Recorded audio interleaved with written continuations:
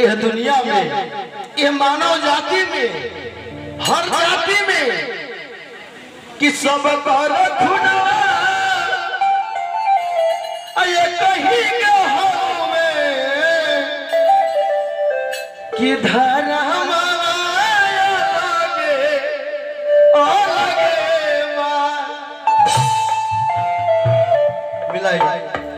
प्रकृति के देन बा और केहू जानता कि भगवान के देन है खुनवा माने ये कहीं को बा केहू के ने पॉजिटिव बा केहू के बी पॉजिटिव बा केहू के एबीसीडी को कहा जाला जी ये सब पॉजिटिव बना गइल बा ये दुनिया में हां के भगवान के नजर में कि सब को खुनवा अरे कहीं को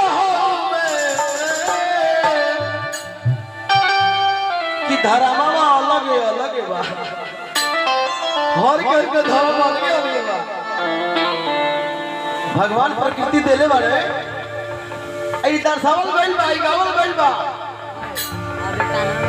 कि सब कर खुनवा आए कहीं को हो में अधर्म अलग अलग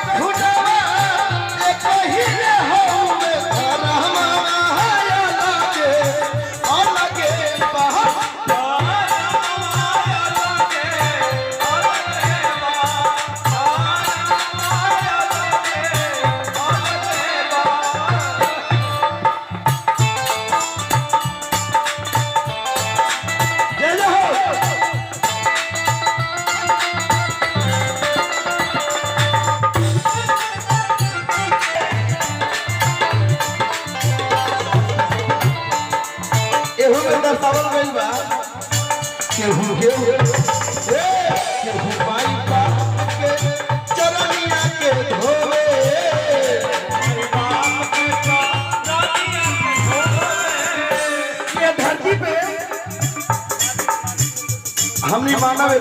मैंने हर जाति होला सब हिंदू मुसलमान सिख ईसाई निमन बाउर फला चिला बहुत कुछ होला उसी वही में केहू माई बाप के चरनिया के धोवे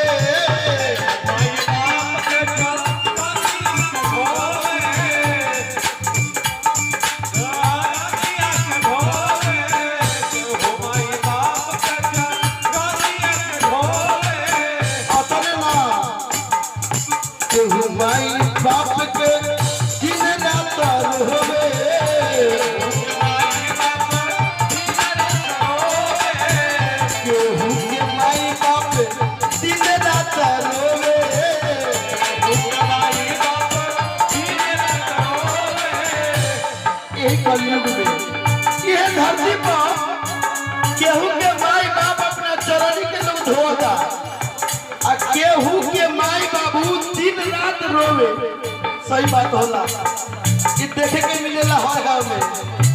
केहू माई बाप के चरणी के धोवे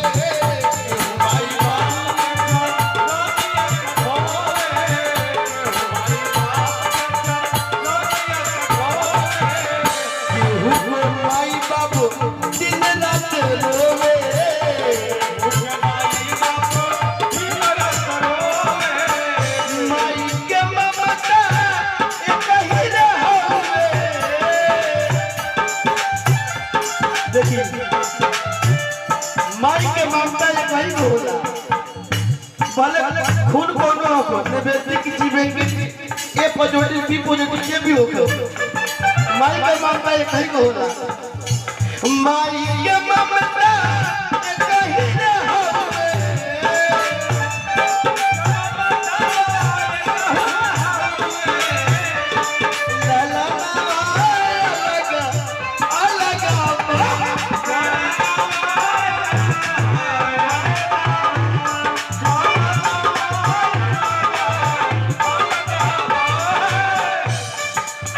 हनुमान जी के दरबार में चढ़ावा 21 रुपये के हमारे 4 नंबर के वार्ड और पर्सनल जगी महोदय जी विशेष हुमानी दिगंबर पासवान जी वहाँ के तरफ से हनुमान जी के दरबार में 21 रुपये के चढ़ावा बा 121 रुपये हनुमान जी से यही गुहार करो कि हम हनुमान जी 121 और रोको एक बाद मुखिया में जोड़ जा मैंने कितना सुंदर बात बा ये पर से तो प्रसन्न हो गई और सब होगी माई के ममता एक ही जो हवे ला ला ना लगे ओ लगे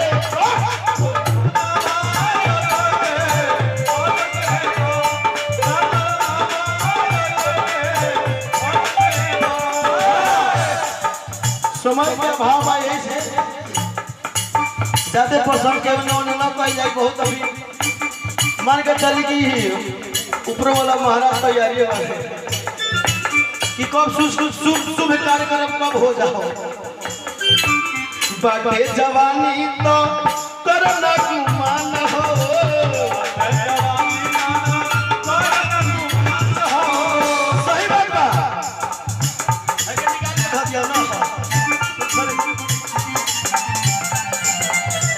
बढ़िया दर्शावल गई गीत के माने के पड़ी किस चीज के की बात है जवानी तो न करे गुमान हो जब तक वो जवान में का है बाप मथारी का है दुनियादारी बाप अपना माथा पर जब पड़ी तब बुझाई हो कि सुधार हम पहले ही कले रहती तो हमरो लइको भाई को इतना ना बिगड़ी जरूरी बा बाटे जवानी तो करना गुमान हो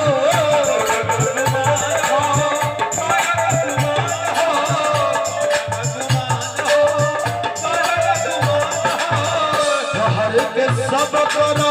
एक ही ठिकान हो ये दुनिया में जब यहाँ से टिकट जब कटी जब ये धरती से टिकट काटी देखा ही ठिकाना बाहर आदमी के बाटे जवानी तो करना गुमान हो हर के सब पर एक ही ठिकाना हो सब करो नहीं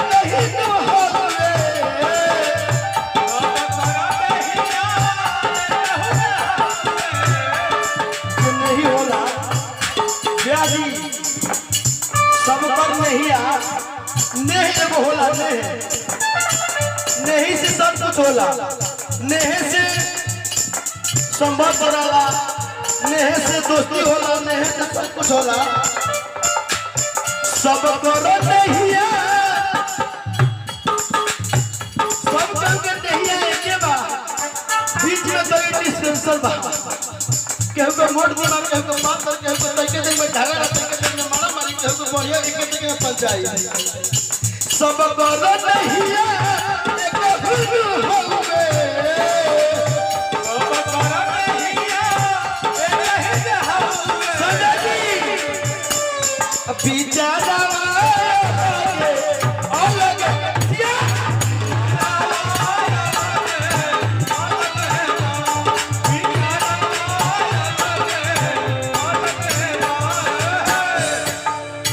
कहल गई बड़ी बहुत गीत बड़ी प्रकृति के बहुत प्रकृति के हिसाब से बा हर आदमी के विचार अलग अलग बा केहू के विचार में विचार मैच ना करी 100% बा विचार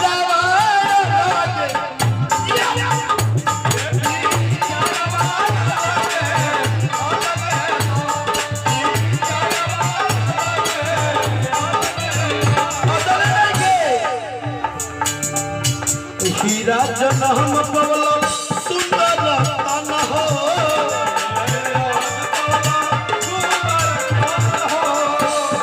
एमे तन को डिस्क्रिप्शन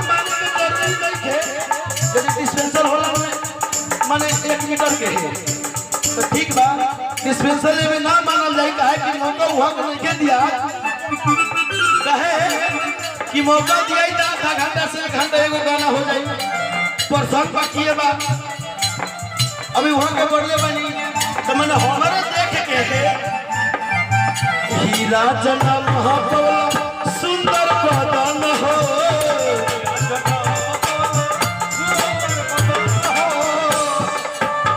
अतना तब कहे इतना गंगा तोरा मन हो कि भगवान इतना सुंदर हीरा जन्म दिल बाप हमारे घर में हीरा जन्म दिल बा हर केहू के घर में जब लड़का चाहे लड़की जन्म होला तो कहले के हीरा जन्म ले हमरा घर में हीरा जन्म सुंदर बदन हो हीरा जन्म